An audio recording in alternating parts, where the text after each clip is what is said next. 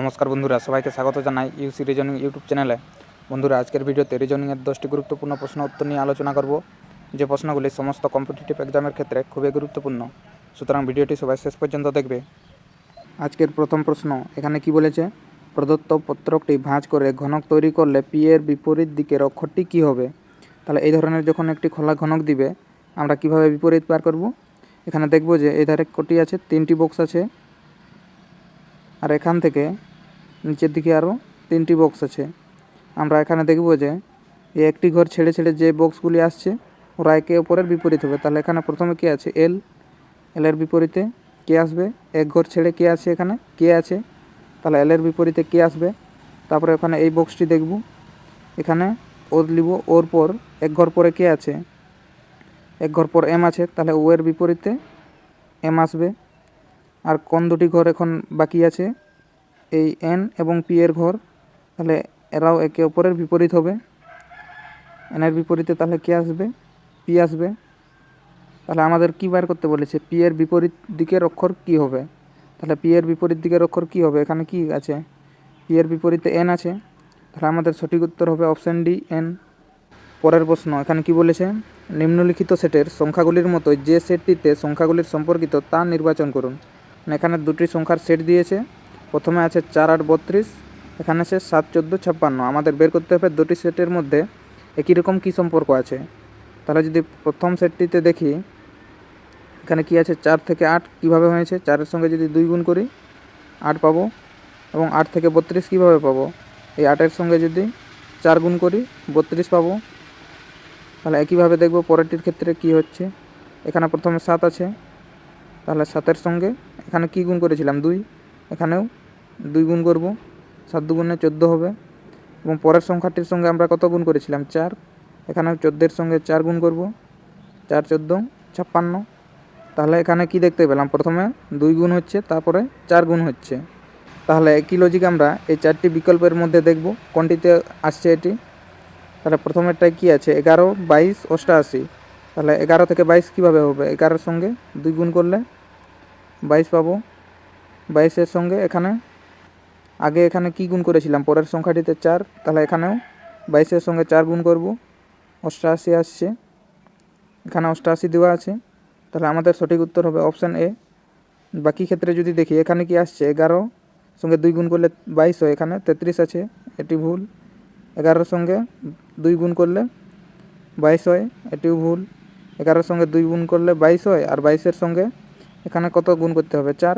তাহলে 4 গুণ করলে কি 77 আসে না, তাহলে এটিও বাদ। তাহলে আমাদের সঠিক উত্তর অপশান এই আসছে। পরের প্রশ্ন এখানে কি বলেছে, বিকল্প চিত্রটি নির্বাচন করুন যেখানে প্রদত্ত চিত্র এক্সের অংশ হিসেবে এমবেড করা হয়েছে। এখানে বলেছে ঘূর্ণন অনুমোদিত নয়, মানে এই ছবিটি 4টি বিকল্পের মধ্যে কোনটিতে আছে সেটি বের করতে হবে, আর এই ছবিটি ঘোরা যাবে না, প্রশ্নে বলে দিয়েছে। তাহলে যদি এই অপশানগুলিকে দেখি, তাহলে কোথায় দেখতে পাচ্ছি এই ছবিটা, অপশান এতে যদি দেখি, এইখানে এরকম একটা ছবি দেখতে পাচ্ছি। আর বাকি ক্ষেত্রে কি আছে, বিতে নেই, সিতেও নেই, ডিতেও নেই। তাহলে আমাদের সঠিক উত্তর কি হবে, অপশান এ হবে। পরের প্রশ্ন এখানে কি বলেছে, যদি এ মানে ভাগ, বি মানে গুণ, সি মানে যোগ, ডি মানে বিয়োগ হয়, তাহলে নিচের কোনটির ফলাফল হবে 421। তাহলে আমরা কিভাবে করব এটি, প্রথমে দেখব যে ভাগ এবং গুণ কোথায় কোথায় আছে। তাহলে এখানে প্রথম অপশানে ভাগ কোথায় আছে, এই জায়গায় আছে, আর গুণ আছে, বি এর মানে গুণ হয়, বি এখানে আছে। তাহলে প্রথম অপশান থেকে কি পাচ্ছি, 63 গুণিত 7 ভাজিত 125। 125 দিয়ে কি এই 63 এবং 7 এদেরকে ভাগ যাবে, যাবে না। তাহলে আমরা এই অপশানটি বাদ দিয়ে দিব, কারণ আমাদের এখানে পূর্ণ সংখ্যায় বার করতে হবে, আর ভাগ যদি না যায় তাহলে এটি দশমিকে চলে আসবে। এখন অপশান বিতে যদি দেখি, এখানে কী দেওয়া আছে, 63 A7, এর মান কি বলেছে, ভাগ হবে। তারপরে কি দেওয়া আছে, 7 ডি 125, ডি এর মান কি বলেছে, বিয়োগ হবে। 125 বি 5 আছে, এখানে বি এর মান কি বলেছে, গুণ হবে। এখানে 5 সি 5, সি এর মান কি বলেছে, যোগ হবে। তাহলে এখান থেকে কী পাচ্ছি, 63 ভাজিত 7 কী হবে, এখানে 9 হবে। তারপরে আছে বিয়োগ 125 গুণিত 5, 125 গুণিত 5 প্লাস 5। এখানে তাহলে 125-এর সঙ্গে 5 গুণ করলে এখানে মানটা ঋণাত্মকে আসবে। এখন যদি এই ঋণাত্মক মান থেকে 9 আর 5 যোগ করলে কত হয়? 14 হয়। 14 যদি বিয়োগ করি তাহলে কি আমরা 421 পাবো? ধনাত্মকে পাবো না। তাহলে আমরা এটিকেও বাদ দিয়ে দিব। এখন যদি অপশান সি দেখি, এখানে কি দেওয়া আছে? 63B7। এখানে বি এর মান কি হয়? গুণ বলেছে। তারপরে কি আছে? 7D 125, ডি এর মানে বিয়োগ হবে। 125 5 দেওয়া আছে, তাহলে এ এর মান ভাগ হবে। তারপরে আছে 5C5, এখানে সি এর মান কি বলেছে? যোগ হবে। তাহলে এখন এই 63-র সঙ্গে যদি 7 গুণ করি কত পাবো? 3 7 21, 6 7 42, 43 44। তারপরে কি আছে? বিয়োগ চিহ্ন আছে, বিয়োগ চিহ্ন দিব। এখানে ভাগ আছে, তাহলে ভাগের কাজ আগে হয়, ভাগটা প্রথমে করব। এখানে কি দেওয়া আছে? 125 ভাজিত 5, ভাগ করলে কত পাবো? 25 পাবো। তারপরে যোগ 5 দেওয়া আছে, তাহলে এখান থেকে কত পাবো? 25 মাইনাস 25 প্লাস 5, এখান থেকে মাইনাস 20 পাবো। তাহলে 441 থেকে মাইনাস 20, 20 করলে তাহলে 441 থেকে 20 বিয়োগ করলে কত পাবো? 421 পাবো। আর আমাদের এখানে কত বলেছে? 421 কোন বিকল্পটি থেকে আসবে? তাহলে আমাদের সঠিক উত্তর কি হবে? অপশান সি হবে। পরের প্রশ্ন, এখানে কি বলেছে? ইংরেজি বর্ণানুক্রমের উপর ভিত্তি করে প্রদত্ত সিরিজে প্রশ্নচিহ্নের জায়গায় কি আসা উচিত? তাহলে এই প্রশ্নচিহ্নের জায়গায় কি হবে সেটি বের করতে হবে। তাহলে প্রথমে দেখব সিরিজটি কীভাবে দেওয়া আছে। তাহলে এখানে কিউ থেকে এম কীভাবে হয়েছে?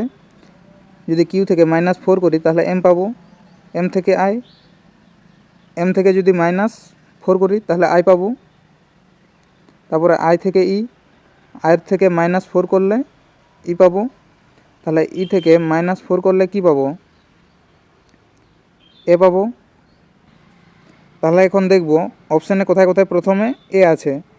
তাহলে এই সি এবং ডি এই দুটিতে আছে। তাহলে আমাদের এ আর বি এই দুটি বাদ যাবে প্রথমে।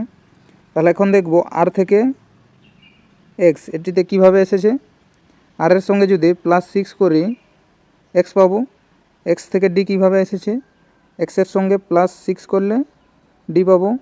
এবং ডি এর থেকে জে কীভাবে এসেছে? ডি এর সঙ্গে +6 করলে জে পাবো। তাহলে জের সঙ্গে +6 করলে কি পাবো?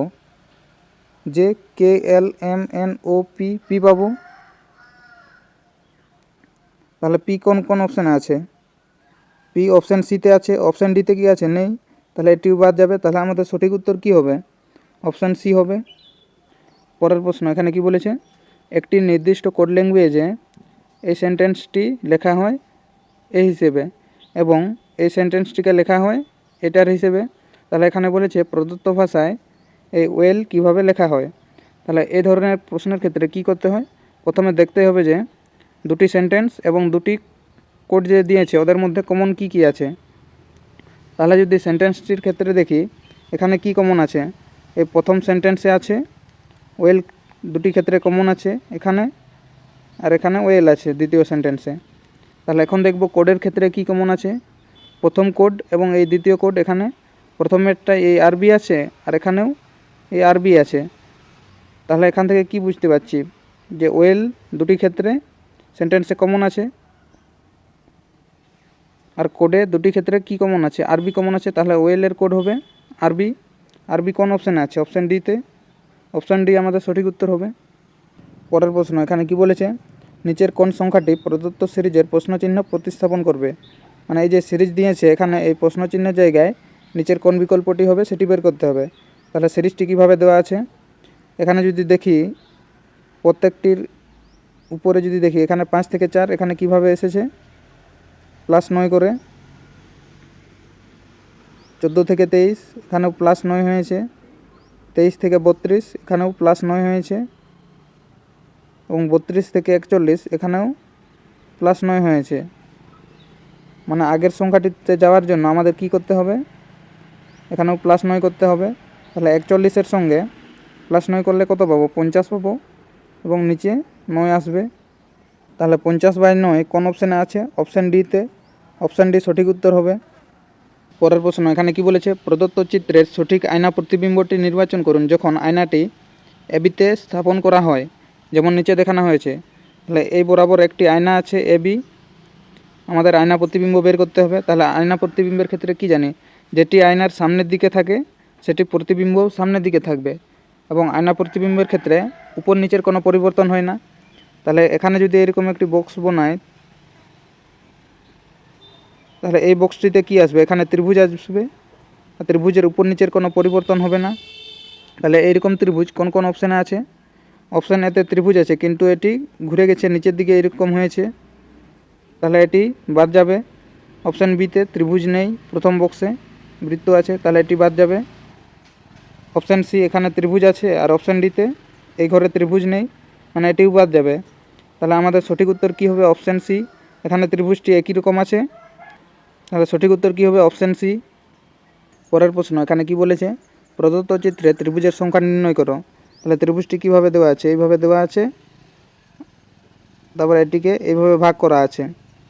তাহলে এরকম ক্ষেত্রে আমরা কিভাবে ত্রিভুজ গণনা করব? যখনই কোনো একটা কোণ থেকে তার বিপরীত বাহুতে ত্রিভুজ ভাগ হয়, এক্ষেত্রে আমাদের নিয়ম হচ্ছে, দেখব যে কোটি ভাগে ভাগ হয়েছে ত্রিভুজটি। এখানে কোটি ভাগে ভাগ হয়েছে 1, 2, 3, আর ত্রিভুজের গণনার নিয়ম হচ্ছে এই সংখ্যাগুলিকে যোগ করে দিতে হবে। সংখ্যাগুলিকে যোগ করলে কত পাবো? 6 পাবো। তাহলে এই ত্রিভুজটির মধ্যে কোটি ত্রিভুজ আছে? 6টি ত্রিভুজ আছে। 6 আমাদের কোন অপশানে আছে? অপশান সিতে। অপশান সি আমাদের সঠিক উত্তর হবে। পরের প্রশ্ন বন্ধুরা, এই প্রশ্নের উত্তরটি কমেন্ট বক্সে জানাবে। ভিডিওটি শেষ পর্যন্ত দেখার জন্য ধন্যবাদ। ভিডিওটি কেমন লেগেছে অবশ্যই কমেন্ট করে জানাবে। আর ভিডিওটি ভালো লেগে থাকলে লাইক করুন, শেয়ার করুন, এবং চ্যানেলে নতুন হয়ে থাকলে চ্যানেলটিকে সাবস্ক্রাইব করে আমাদের সঙ্গে থাকুন।